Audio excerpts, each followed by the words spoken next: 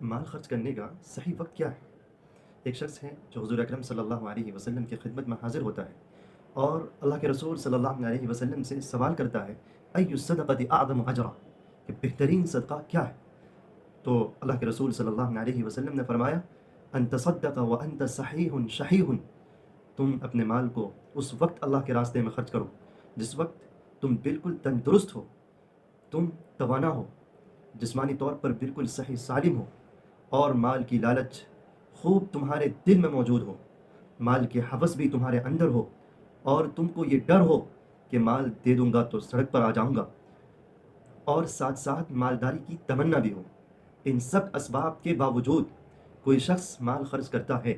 تو یہ ایک بہترین صدقہ ہے، اور اللہ اسی اعتبار سے اس بندے کو اجر عطا کرے گا اور عطا کرتا ہے۔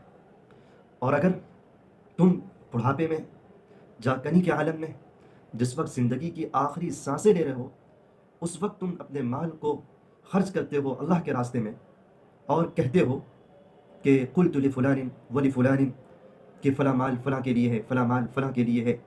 جس وقت تم زندگی کی آخری سانسیں لے رہے ہو، تو اس وقت تمہاری بات مانی نہیں جائے گی، اور